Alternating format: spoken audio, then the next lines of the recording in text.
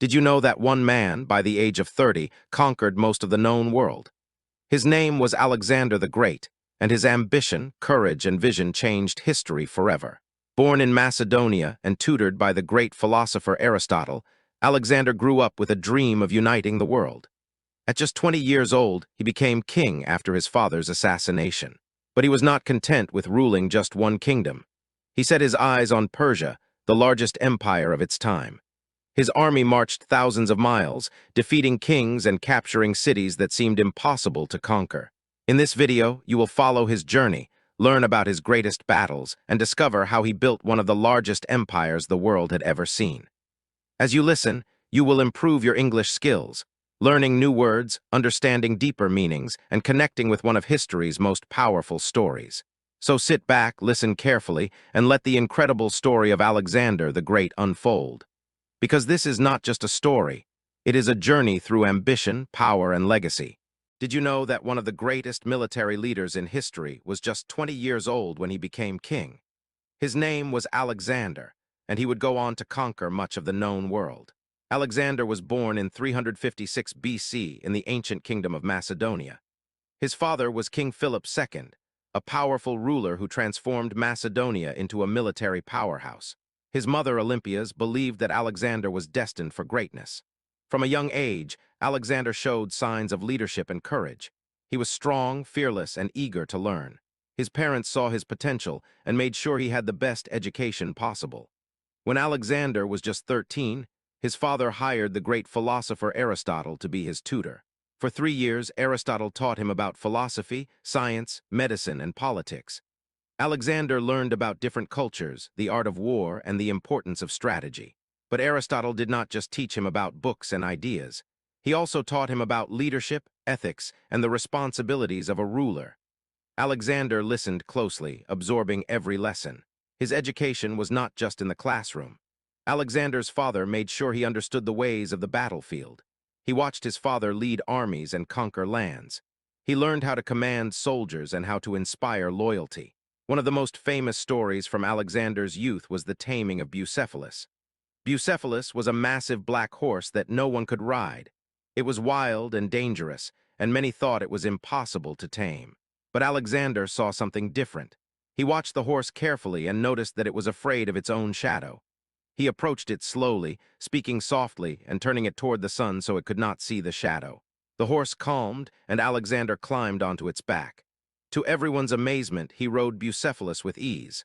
From that day forward, Bucephalus became his companion in battle. This act of bravery showed not only his courage, but also his understanding of fear. He knew how to read his opponents, even if they were horses. As Alexander grew older, his ambition grew as well. He watched his father conquer lands and expand Macedonia's power. He wanted to do the same, but on a much larger scale. His father, King Philip II, saw his son's ambition and began to prepare him for leadership. He took him on military campaigns, teaching him how to lead soldiers and plan strategies. Alexander quickly proved himself to be a capable leader. He fought in battles alongside his father, showing great courage and skill. His soldiers respected him, even though he was young. But Alexander's rise to power was not without tragedy. In 336 BC, when Alexander was just 20 years old, his father was assassinated. King Philip II was killed during a celebration, leaving the throne to his son. Many thought that Alexander, being so young, would not be able to hold the kingdom together. They doubted his ability to lead. But Alexander proved them wrong. He took the throne with confidence and strength. His first task was to secure his kingdom. He dealt swiftly with rivals and enemies, crushing any opposition that threatened his rule. Alexander showed no mercy to those who tried to take advantage of his youth. He fought with determination, proving to everyone that he was strong enough to be king. He then turned his attention to Greece, where city-states like Athens and Thebes were resisting Macedonian rule. Alexander marched his army south, crushing the rebellion with speed and precision. He wanted to show Greece that he was in control. His message was clear. Macedonia was stronger than ever, and he would not tolerate resistance. The city of Thebes tried to fight back, believing that Alexander's youth would make him weak. But Alexander responded with force. He destroyed the city, leaving only its temples and the house of the poet Pindar standing. The rest of the city was burned to the ground. His actions sent a message to all of Greece: resistance would not be tolerated. The Greek city-states fell in line, accepting his rule. Alexander's power was now secure, but he wanted more. His eyes turned east toward the Persian Empire. It was the largest empire in the world, ruled by King Darius III. Conquering Persia would be no easy task. Its armies were vast, its cities heavily fortified. But Alexander believed it was possible. He began preparing his army for the greatest campaign of his life. The dream of conquering Persia had begun.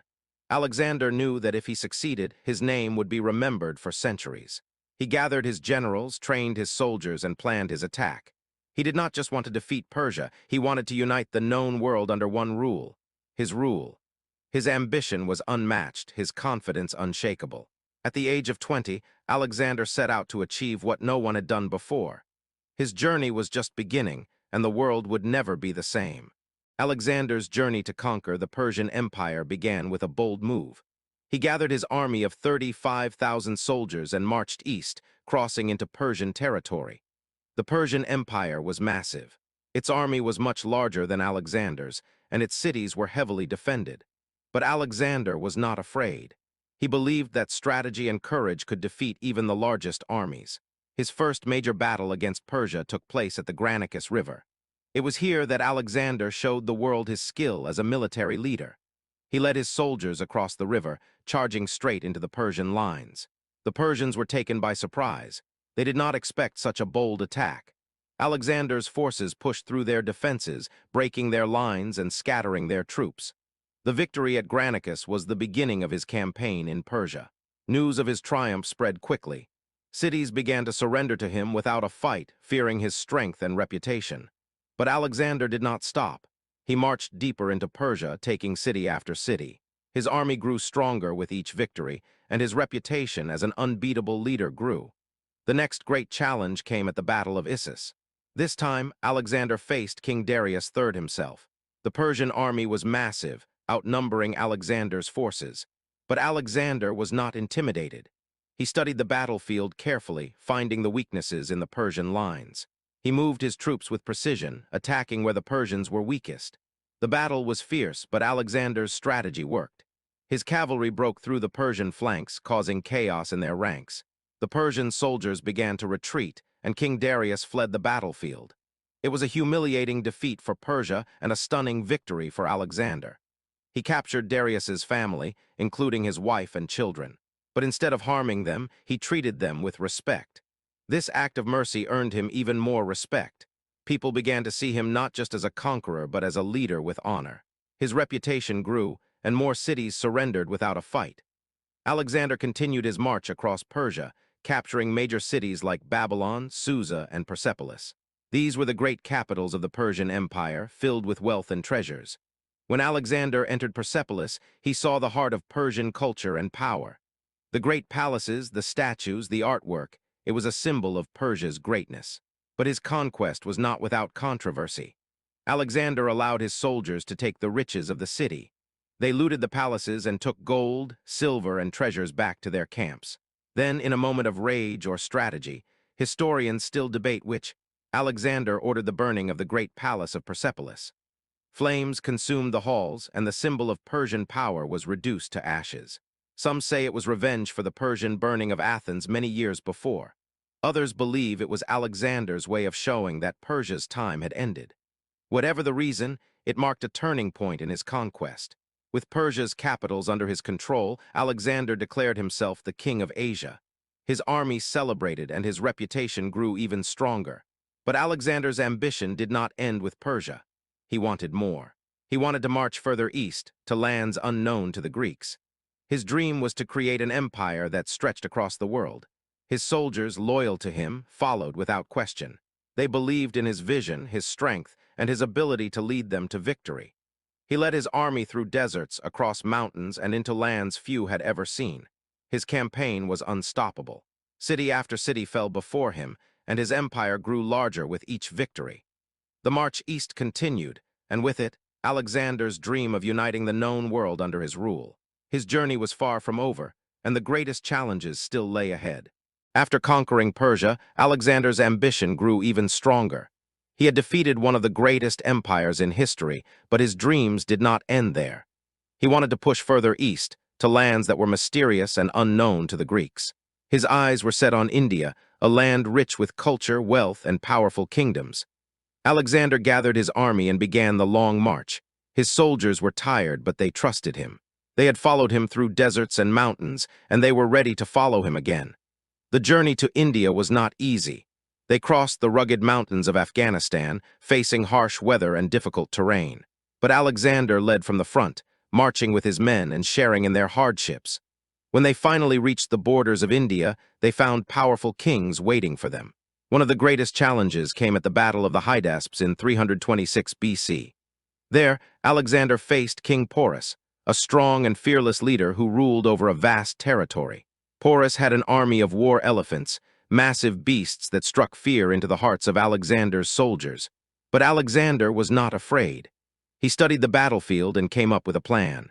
He waited for the perfect moment to strike, using surprise and strategy to overcome the elephants. The battle was fierce and bloody. The elephants charged, their massive bodies crashing through the lines of soldiers. But Alexander's army held firm, using long spears to push the elephants back. Alexander himself fought at the front, leading his men with courage and determination. His strategy worked. Porus was defeated, and the Indian army surrendered. But instead of punishing Porus, Alexander did something unexpected. He admired Porus's bravery and strength, and he allowed him to continue ruling his kingdom as an ally. This act of respect won him many friends in India. He was not just a conqueror, he was a leader who understood honor and respect. Alexander continued to push deeper into India. He wanted to reach the edge of the known world. But his soldiers were tired. They had marched thousands of miles, fought countless battles, and faced dangers at every turn. They began to question his ambition. They wanted to go home to see their families, to rest from the years of war. Alexander tried to convince them to keep going. He spoke of new lands to conquer, new empires to build. But his soldiers refused. They were loyal, but they were also human. In the end, Alexander listened to his men. He turned back from India, beginning the long journey home. But even then, he was not finished. On the way back, Alexander continued to build cities, spreading Greek culture and influence across his vast empire. He wanted his legacy to live on, even after he was gone. The journey home was hard. His army faced deserts with scorching heat and little water. Many soldiers did not survive. But Alexander pressed on, leading his men with strength and determination. When he finally reached Babylon, Alexander began planning for the future. He wanted to conquer Arabia, expand his empire even further. His dreams of conquest were endless, but fate had other plans.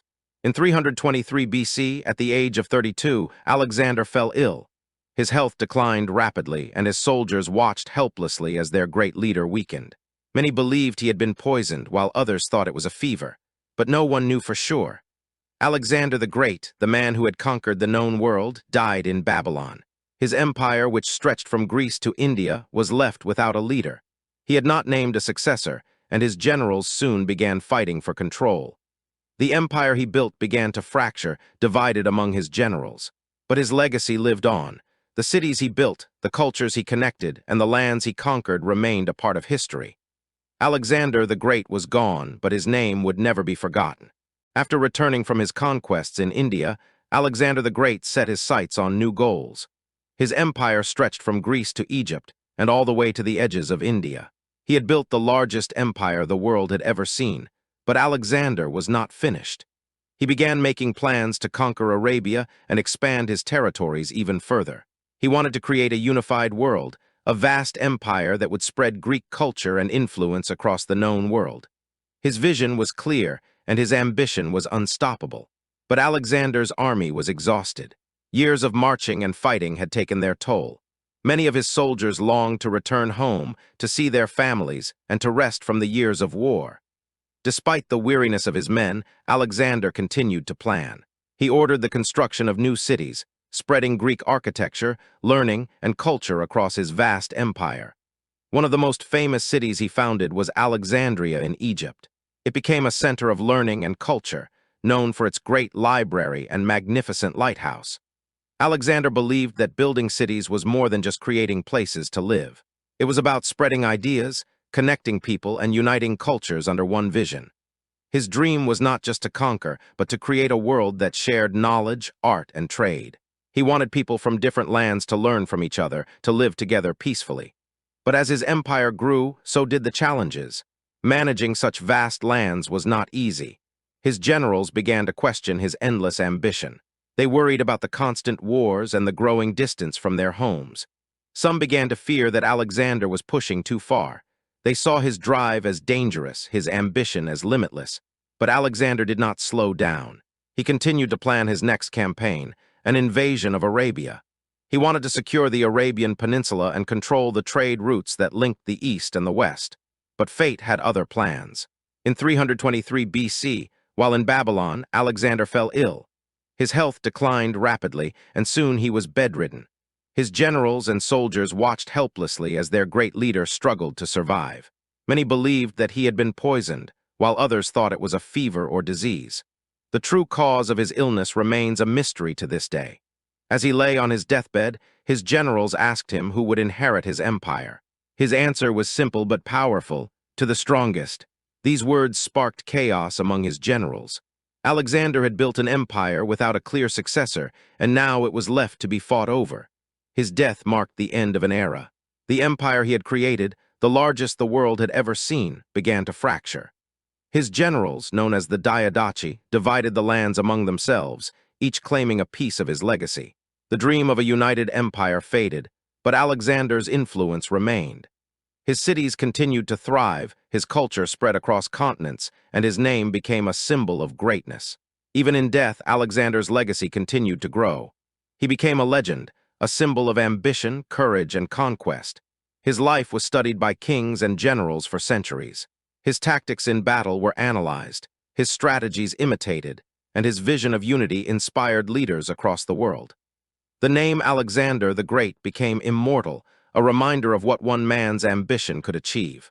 The cities he founded, the roads he built, and the bridges he crossed left marks on history that would never fade. His story was not just a tale of war. It was a tale of vision and the pursuit of greatness. With the death of Alexander the Great, his empire, the largest the world had ever seen, was left without a clear successor. His words, "to the strongest," set off a fierce struggle among his generals. These generals, known as the Diadochi, were powerful leaders who had fought alongside Alexander during his campaigns. They were loyal to him, but with his death, loyalty turned to ambition. The empire was too vast for one man to control. It stretched from Greece to Egypt, across Persia, and into India. The Diadochi began to divide the empire among themselves, each claiming a piece of Alexander's legacy. Ptolemy took control of Egypt, where he established the Ptolemaic dynasty. He ruled from Alexandria, the great city that Alexander had founded. Under his leadership, Alexandria grew into a center of learning and culture. Seleucus claimed the eastern territories, including Persia and Mesopotamia. He founded the Seleucid Empire, spreading Greek culture and influence throughout the lands. Antigonus took control of Macedonia and parts of Greece. He fought to keep the heart of Alexander's empire strong, but conflict with the other Diadochi made unity impossible. The wars between the Diadochi lasted for years. Cities were captured and lost, alliances were made and broken, and thousands of soldiers fought to claim Alexander's throne. But the dream of a united empire had died with Alexander. His vision of one world, connected by culture and trade, was replaced by smaller kingdoms ruled by powerful generals. Despite the division, the influence of Alexander the Great continued. The cities he founded remained powerful centers of culture and trade. Greek became the common language across many regions. His vision of spreading Greek culture lived on, even as his empire fractured. Greek architecture, art, and learning spread across the lands he had conquered. Alexandria in Egypt became a beacon of knowledge, home to the great library, where scholars from around the world came to study. The city flourished, keeping Alexander's legacy alive, but not all was peaceful. The wars between the Diadochi continued for decades. Power shifted back and forth, and the borders of Alexander's empire changed many times. The unity he had dreamed of was gone, replaced by conflict and division. But his influence could still be seen everywhere. His conquests had changed the world. Trade routes were established between East and West. Greek culture spread across Asia and North Africa. His legacy inspired leaders and generals for centuries to come. Even the great empires that followed, like Rome, looked to Alexander as a symbol of military genius and vision. His strategies were studied, his tactics copied, and his ambition admired. Alexander's dream of uniting the world may have ended with his death, but his influence lived on. His cities thrived, his culture spread, and his name became a legend. He had achieved more in his short life than many empires did in centuries. He had crossed deserts, mountains, and rivers, facing enemies stronger and larger than his own forces. His courage and determination pushed his army to achieve the impossible. His vision of a united world inspired his men to march thousands of miles into lands they had never seen. The story of Alexander the Great did not end with his life. It continued through the empires that followed, through the cultures he connected, and through the legends that grew around his name. He was more than just a conqueror. He was a symbol of ambition and vision. His life changed the world, and his legacy continued to inspire for generations. The legacy of Alexander the Great lived on long after his death. His conquests had changed the world, spreading Greek culture across 3 continents and uniting East and West in ways never seen before. The cities he founded, like Alexandria in Egypt, became centers of learning and trade. Greek became the common language of diplomacy and commerce. The world was more connected, and ideas flowed more freely. In Alexandria, the great library became the heart of knowledge. Scholars from Greece, Egypt, Persia, and India came to study and share their wisdom. Mathematics, science, philosophy, and literature flourished. This period, known as the Hellenistic Age, was marked by incredible advances in learning and culture. Greek art and architecture spread across the lands that Alexander had conquered. But Alexander's legacy was not just in buildings and cities. His influence reached the hearts and minds of those who came after him. Generals, kings, and emperors looked to his life as a model of ambition and power. Julius Caesar, one of Rome's greatest leaders, admired Alexander deeply. He famously wept when he saw a statue of Alexander, saying that by the time Alexander was his age, he had already conquered the world. Caesar's ambition to build an empire was inspired by Alexander's legacy. His strategies in battle, his vision of unity, and his boldness were shadows of Alexander's influence. Even Napoleon Bonaparte, centuries later, studied Alexander's military tactics. He saw Alexander as the perfect model of leadership and ambition. His campaigns across Europe were inspired by Alexander's conquests in Asia. The spread of Greek culture also changed the world of science and philosophy. Great thinkers like Archimedes, Euclid, and Ptolemy built upon the foundations of Greek learning that Alexander had spread across his empire. Greek became the language of scholars, and its influence can still be seen today in mathematics, medicine, and literature. The dream of a connected world, of learning and culture shared across borders, began with Alexander. His influence was so strong that even after the fall of the Greek Empire, Greek culture remained alive in the Roman Empire. Latin and Greek became the languages of the educated, and Greek philosophy shaped Western thought for centuries. Alexander's vision of a unified world lived on, not just in politics but in culture.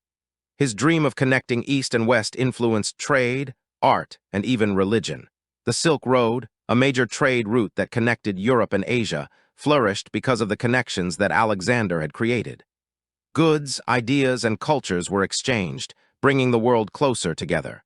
But Alexander's story is not just one of conquest and power. It is also a story of vision and ambition. He saw the world not as it was, but as it could be. He believed that borders were meant to be crossed, that cultures were meant to be shared, and that greatness was achieved not just by conquering land, but by connecting people. To this day, his name is remembered as a symbol of ambition, leadership, and vision. Statues of Alexander still stand in cities he founded. His influence is still studied in history books and military academies around the world. He was called Alexander the Great not just for his conquests, but for his dreams. He dreamed of a world united by culture and knowledge, a world where learning and trade could flow freely. And though his life ended young, his vision lived on. His empire may have crumbled, but his legacy remains strong, a reminder of what is possible when ambition meets vision. The story of Alexander the Great is more than just history. It is a lesson in leadership, ambition, and the power of dreams. His journey across the world left a mark that still echoes today. He changed the course of history, and his story continues to inspire those who dare to dream big and reach beyond their borders. Alexander the Great's life may have ended at just 32, but his legacy lived on for centuries. His vision of a connected world, his spread of Greek culture, and his military strategies influenced empires that came after him. His dream of uniting East and West inspired the Silk Road, connected cultures, and shaped history. His name remains a symbol of power and ambition, a reminder of what is possible when dreams are limitless. Thank you for joining us on this journey through his life. If you were inspired by his story, don't forget to like, subscribe, and share this video. And let us know in the comments, what part of Alexander's journey inspired you the most? Remember, history is more than just events. It is the story of people who dared to dream big and change the world. Until next time, keep learning, keep exploring, and keep discovering the power of history.